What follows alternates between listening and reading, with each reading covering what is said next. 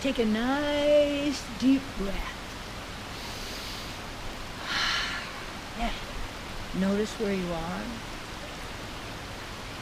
Look around. Be in your body. Be right here in your center. Yeah.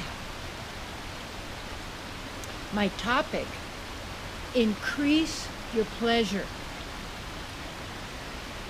Now, we've all been taught, in a sense, to think pleasure is ice cream. Or, pleasure is something you can see out there. So, pleasure is something you can hear out there. Pleasure is something you can taste. Pleasure is... okay, well, these are short-lived little teeny bits of pleasure, absolutely. And yet, they can also turn into pain and suffering. Yes, because it's a relativity thing, a relativity game.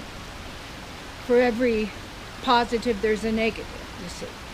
And so this energy is operating that way, that is, in a sense, producing the overlay of the false reality.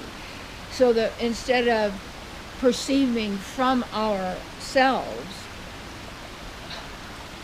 we are perceiving, in a sense, the agreed upon reality. So to increase your pleasure, then, it's actually the pleasure of the soul. Love of God is supreme pleasure for the soul.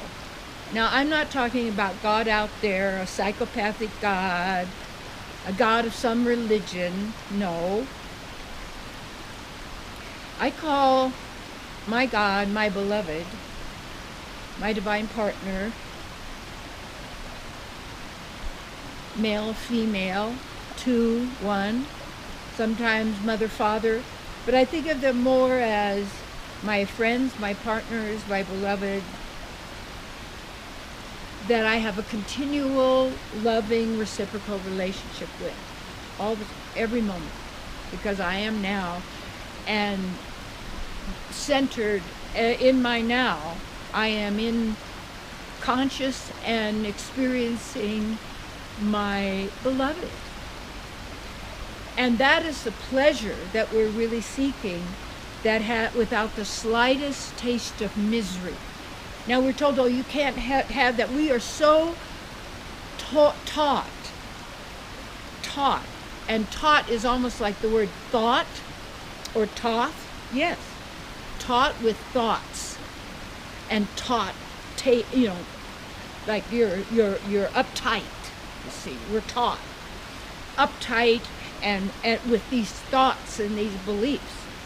And saying that you can't be happy all the time. Well, not in the time game. If you're playing the time game, you're going to be playing happiness, misery, pleasure, pain. That's all they're playing. And then trying to get some pleasure, you get somebody like that, their poor body is so humongous because they get that taste of the ice cream or whatever it is that they want, and yet to get that pleasure again, they have to keep at it. They have to keep there because that's their pleasure. And look, and trying to get set, or the drinking or the alcohol or the drug, or whatever it is that we're taking, ingesting, so that we can maybe mask or block or our own feelings or our own sense. And it's really, we have to pinpoint and locate the cause of the suffering. And because naturally, pleasure is who we are. And we're pleasure givers. That means, see, when we all say, oh, I'm a people pleaser. Well, that's not bad. Yet, but if at your own sacrifice, that means you're not being who you are, it's against you. No. It means our intention as real divine beings with souls, our souls, is to bring happiness and love and ever increasing amounts to all. And it's all of the inner of the soul. And when we're in that love affair, in the pleasure, wherever we walk, we're in pleasure. We're not seeking it. We're not trying to get it. It's not something that has a taste and all of a sudden it's gone, we got to get some more. And that would be like a sex addiction or any kind of it, is there's a sense of pleasure that the person desires, but yet they have focused only on the physical senses, so they are controlled by these physical senses. I remember flying to Hawaii just so I could eat at one restaurant. I mean, really? My tongue just took me, my eyes take me, my ears take me, genitals take me, this takes me. Woo, whoa. And do you know who you really are? Beyond labels, beyond words, numbers, thoughts, virtual reality, beyond the unconscious, because you're always conscious. Consciousness is your nature. Yes. And these are qualities, aspects, but and who you are is limitless, because you are part of and unified with, as we all are, with the same, there's no words. And yet, we can call our beloved names, absolutely.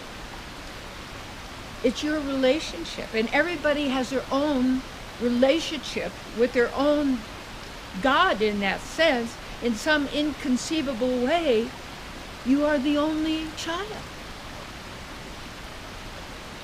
People say, well, how come you prosperous, you do what you want and everything? I said, because I have a mother and father who own everything.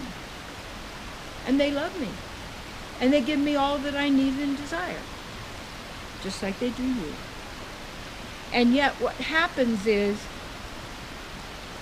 freedom implies suffering, in that sense that your own free will, whatever you're focusing on, that's the thing that you're giving life to and you say is real, and is who you are.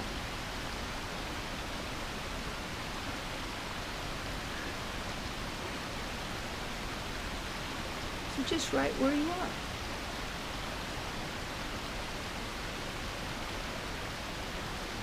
It's all right there with you. Mm-hmm. And then the fear of death. It's the fear of death. Oh my God. So everything to protect it. Prolong life. You are life. You say, well, when did he die? Well, he never died. Not even anything in this reality dies. Just regenerates, circulates. You see? Eternal energy can't die. It is. And it's us. We generate the energy. We're energy generated, just like these trees are. These trees also store solar energy and memory and consciousness, and the water and the sound holds memory. Yeah. And this is all in your own body, in the bones of the crystal network, the silicon network communication. The body's designed as a musical instrument. Yes. To actually sing. To sing. But see, it's the words.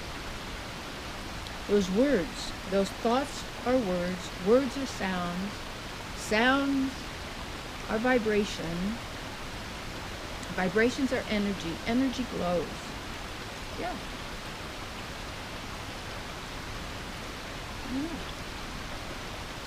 Fascinating. It was work by, an artist, Kimmel, on that. Really good. And when you research and when you do your work, you see,